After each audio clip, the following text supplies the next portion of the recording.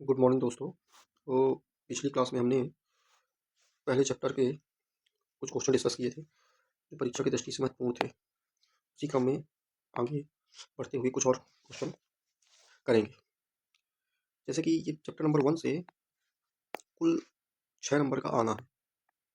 पिछली बार 6 नंबर का आया था। 6 नंबर में एक ऑब्जेक्टिव था, 2 नंबर का एक क्वेश्चन था, एक क्वेश्चन 3 नंबर का था।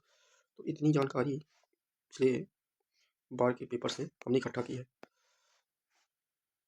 तो लास्ट टाइम हमने क्वेश्चन डिस्कस किया था वो 2 नंबर के हिसाब से क्वेश्चन था, और एक 2 नंबर के हिसाब से क्वेश्चन यहाँ से ये भी बन सकता है कि find the HCF and LCM of 6, 72 and 122 using the prime factorization. मतलब प्राइम फैक्टराइजेशन मेथड से हमको एलसीएम और एचसीएफ निकालना है। तो प्राइम फैक्टराइजेशन मेथड सिंपल हमने डिस्कस की थी कि जैसे एचसीएफ निकालना है तो पहले हम क्या करते हैं कि इनकी प्राइम फैक्टर कर लेते हैं। तो 2 का फैक्टर करेंगे, ये हुआ। उसी प्रकार 72 का फैक्टर करके देखते हैं, तो ये 36 टाइम में जा रहा है, ये 18 बार में गया, 9 और 3 3 बार में, 3 1 बार में। इसके बाद 120 का भी करके देखते हैं। तो 120 में क्या है, 2 से कर रहे हैं तो 60, 2 से 30,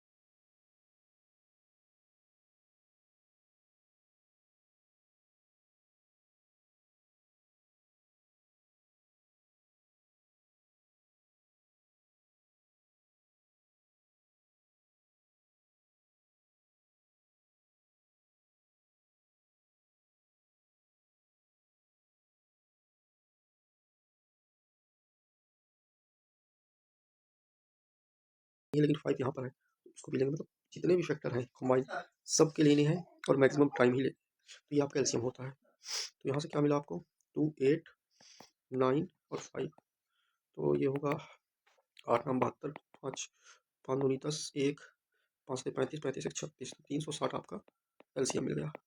यहीं से आप एचसीएफ फाइंड कर सकते हो। एचसीएफ क्या होता है कि highest common factor. Highest common factor में क्या देखते हैं कि तीनों में कॉमन होना चाहिए, है ना, और मिनिमल कॉमन होना चाहिए। जैसे 2 यहाँ पर एक बार है, यहाँ 3 बार, यहाँ 3 बार, तो एक बार ही ले लें। फिर 3 यहाँ पर है लेकिन यहाँ पर भी है, तो एक बार 3 है तो ये भी लेंगे। अब देखिए 5 यहाँ है, यहाँ नहीं है, यहाँ नहीं है, तो 5 नहीं लेंगे। तो जो तीनों में हो और मिनिमल हो उसको लेते हैं। तो ये आपका 6। तो एचसीएफ यहाँ से हमको 6 फाइंड हुआ और एलसीएम हमको 360 फाइंड हुआ। तो ये बेसिक क्वेश्चन है जो कि आने की संभावना है। अब 3 नंबर में जो क्वेश्चन बन सकता है वो हम डिस्कस करते हैं। तो उसमें ऐसा है कि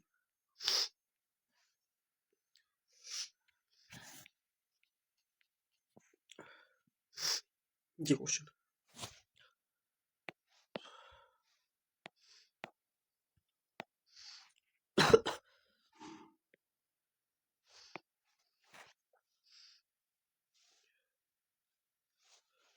ये जैसा क्वेश्चन है 3 नंबर में ये बन सकता है। तो इसमें क्या है, प्रूफ करना है हमको कि रूट 2 एक अपरिमेशन क्या है ना, रूट 2 एक अपरिमेशन क्या है। तो इस पर्टिकुलर क्वेश्चन को हम एक मेथड से करते हैं, इसको हम कहते हैं विरोधाभास नियम, है ना। विरोधाभास विरोधाभास नियम। ये नियम क्या है भाई, तो ये नियम इस प्रकार है कि ये कह रहा है कि रूट 2 एक अपरिमेशन क्या है, लेकिन हम इस स्टेटमेंट का ही विरोध कर देंगे और बोलेंगे नहीं, रूट 2 अपरिमेय नहीं एक परिमेशन क्या है। तो हमने क्या कहा कि रूट 2 एक परिमेशन क्या है। परिमेशन क्या है, ठीक है भाई, परिमेय क्या है, तो परिमेय संख्या की जो भी प्रॉपर्टी है उसको सेटिस्फाई करेगी। परिमेय संख्या क्या कहती है कि ये ए बटे बी के रूप में हम इसको व्यक्त कर सकते हैं, जहाँ ए तथा बी दोनों क्या हो, सहअभाज्य हो, है ना, सहअभाज्य संख्या हो, और ए और बी आपका पूर्णांक हो, ए और बी क्या हो, पूर्णांक हो तथा बी 0 के बराबर नहीं होना चाहिए। तो जो कि परिमेय संख्या की परिभाषा है, जो कि एक परिमेय संख्या है, तो रूट 2 भी ये सब कंडीशन फॉलो करनी चाहिए। अब यहाँ पर क्या है कि रूट 2 ए बटे बी के बराबर होगा, क्योंकि परिमेय संख्या हमने इसको माना है। अब हमारा सिद्धांत ये है कि ए और बी को सह अभाज्य हमको दिखाना है। सह अभाज्य मतलब क्या, कि इन दोनों का जो कॉमन फैक्टर हो वो एक के अलावा कोई और नहीं होना चाहिए, मतलब इनका कॉमन फैक्टर एक के अलावा कोई और नहीं होना चाहिए। यदि कोई और आता है तो ये सह अभाज्य संख्या नहीं है, और जब सह अभाज्य संख्या नहीं है इसका मतलब ये परिमेय संख्या नहीं है। परिमेय संख्या नहीं है तो हमारे द्वारा जो लिया गया कथन है कि यह परिमेय संख्या है वह अघोषित हो जाएगा, मतलब कि हम गलत सिद्ध हो जाएंगे। और यही विरोधाभास नियम कहता है कि खुद को ही गलत सिद्ध करके आप इस प्रकार के मेथड से करेंगे, है ना। तो बच्चों पे वर्ग कर देते हैं, ये ए का स्क्वायर होगा, यहाँ बी रूट 2 का स्क्वायर होगा, ठीक है ना। तो यहाँ से आपको क्या मिलेगा, A square equal to B square into 2, है ना। 2 क्या है कि इधर से इसके बटे में चला जाएगा। हमने एक थ्योरम पढ़ी है कि कोई संख्या का वर्ग, है ना, यदि 2 ए स्क्वायर से विभाजित होगा, ए स्क्वायर से विभाजित है तो वह निश्चित ही ए से विभाजित होगा, है ना। यदि 2 ए स्क्वायर से विभाजित है तो 2 ए से भी विभाजित होगा, सिंपल सा लॉजिक है ना। तो यहाँ से हम कह सकते हैं कि ए बटे 2 भी होगा, इसको हम सी को एक नियतांक मान लेंगे, सी एक नियतांक।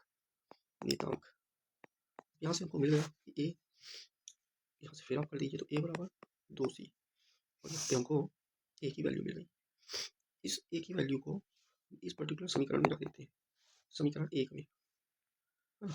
तो 1 में रखने से क्या होगा, ए स्क्वायर है, ए स्क्वायर बराबर बी स्क्वायर इंटू 2 है, तो ए का मान 2c रख देते हैं, 2c का स्क्वायर हो जाएगा, बी स्क्वायर 2 होगा, 2c का स्क्वायर तो 4c स्क्वायर, बी स्क्वायर 2, ये 2 से 2 कट गया, तो यहाँ से क्या होगा कि सी स्क्वायर बराबर बी स्क्वायर बटे 2। अब कहीं सेम कॉन्सेप्ट फिर वही, यदि 2 बी स्क्वायर से विभाजित है तो निश्चित ही बी से भी विभाजित होगा, यदि 2 बी स्क्वायर से विभाजित है तो निश्चित ही बी से भी विभाजित होगा। तो हम कह सकते हैं कि बी बटे 2 बी कोई नियतांक है। ये दो पर्टिकुलर इक्वेशन, इसको आप 2 कह दीजिए और इसको आप 3 कह दीजिए। इक्वेशन 2 और 3 से समीकरण 2 तथा 3 से क्या निष्कर्ष निकाला जा सकता है कि ए बटे 2 है, बी बटे 2 है, मतलब ए तथा बी 2 से विभाजित हो रहा है, 2 से विभाजित हो रहा है, जबकि हमने क्या कहा था कि ए और बी एक सह अभाज्य संख्या है, मतलब वो एक के अलावा किसी और से विभाजित हो ही नहीं सकता है। तो ये कैसे आ गया, 2 से विभाजित हो रहा है, अर्थात हमारे द्वारा जो लिया गया कथन था, है ना, वो असत्य था, अर्थात ए तथा बी सहअभाज्य संख्या नहीं है, सहअभाज्य संख्या नहीं है। जब सहअभाज्य संख्या नहीं है मतलब कि ये परिमेय संख्या नहीं है, है ना। अर्थात हमारे द्वारा लिया गया कथन अमान्य है, अतः रूट 2 एक परिमेय संख्या नहीं है, ना, परिमेय नहीं है तो अपरिमेय है, अर्थात रूट 2 एक अपरिमेय संख्या है। तो ये थोड़ा सा लेंदी जरूर है, लेकिन प्रोसीजर इसका यही है एनसीईआरटी के अकॉर्डिंग। सिंपल कॉन्सेप्ट आपको यही याद रखना है कि ए और बी को पहले तो बताना है कि एक परिमेय है तो ए और बी होगा, ए और बी दोनों सहअभाज्य होंगे, और बस यही करना है कि इनको सहअभाज्य हमको नहीं दिखाना, किसी और से विभाजित होते दिखाना है, और ये जब दिखा देंगे तो हम इसके निष्कर्ष में पहुँच जाएंगे। तो ये कुछ मुख्य क्वेश्चन थे जो कि आपके एक पार्ट से आने की प्रबल संभावना है, कुछ डिस्कस किए थे हमने पिछले वीडियो में, कुछ ये है, इससे बाहर आपका पेपर नहीं जाएगा।